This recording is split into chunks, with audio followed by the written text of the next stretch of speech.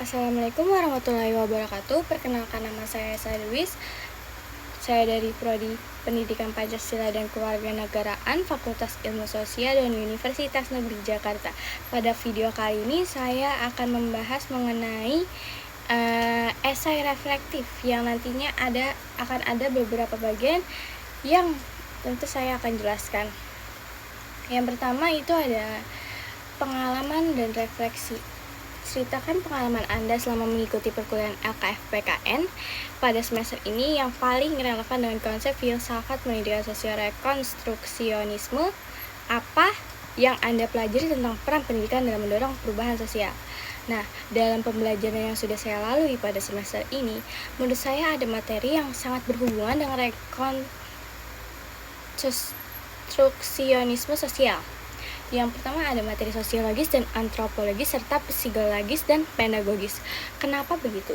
Karena di dalam beberapa materi itu saya mendapatkan ilmu yang dimana mempelajari mengenai sosial dan juga mempelajari tentang psikologis. Terus yang apa yang akan Anda pelajari tentang peran pendidikan dalam mendorong perubahan sosial?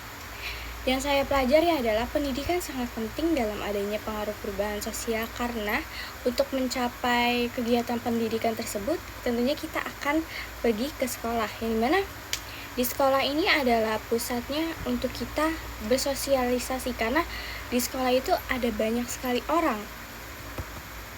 Jadi tentunya peran pendidikan nih sangat penting dalam perubahan sosial.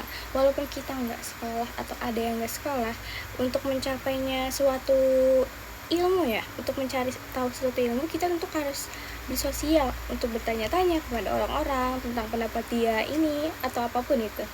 Selanjutnya ada pemaknaan pribadi. Bagaimana Anda memaknai pendekatan kritis dan reflektif dalam pendekatan pendidikan selama perkuliahan ini?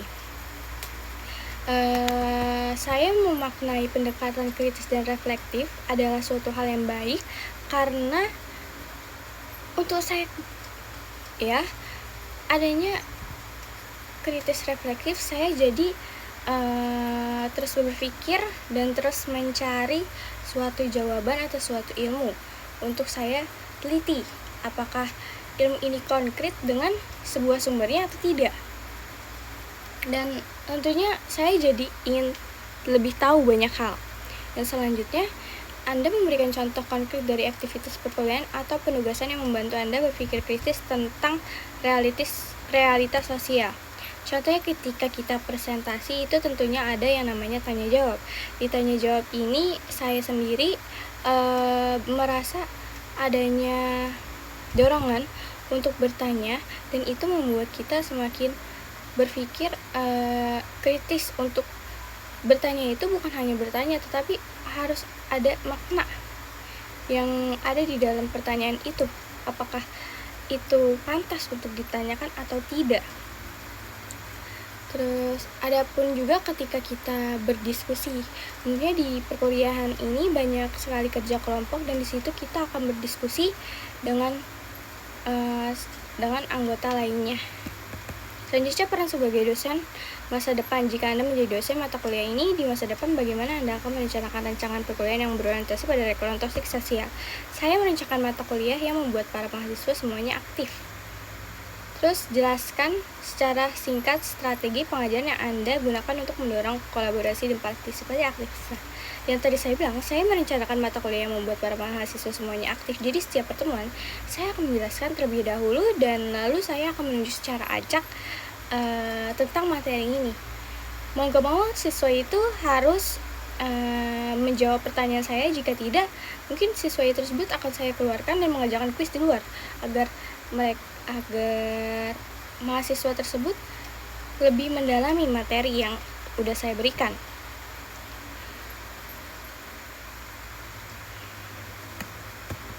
Namun materi ini tentu saya tanya dengan berdasarkan logika, namun tetap mencapai pada materi pembelajaran itu.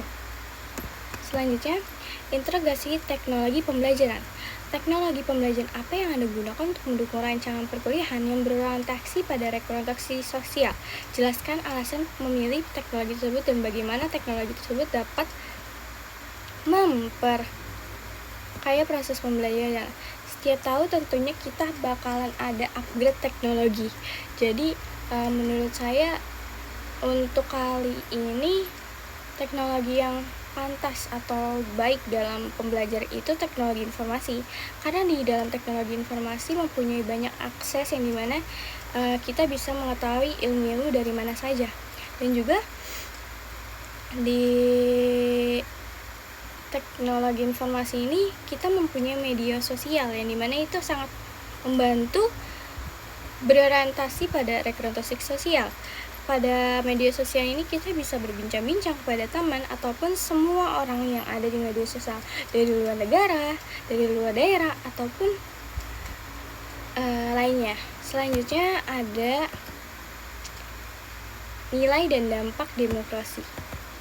Bagaimana Anda akan memastikan bahwa nilai-nilai demokrasi seperti keadilan kesetaraan tercermin dalam rancangan perkuliahan Anda? Bagaimana Anda akan mengevaluasi dampak pembelajaran terhadap kesadaran demokrasi? Saya akan melakukan evaluasi dengan cara bertanya kepada teman saya apakah perilaku saya sesuai dengan nilai-nilai demokrasi. Saya akan mengevaluasi diri sendiri juga, perilaku saya selama ini apakah benar saya akan melakukannya. Mengevaluasi dengan cara apakah selama ini saya selalu aktif untuk menyampaikan pendapat, dan jika tidak, saya akan berusaha aktif berani, dan saya akan latihan terus sampai akhirnya saya berani untuk menyampaikan pendapat. Mungkin itu saja penjelasan esai reflektif yang sudah saya jelaskan. Mohon maaf jika ada kurangnya. Wassalamualaikum warahmatullahi wabarakatuh.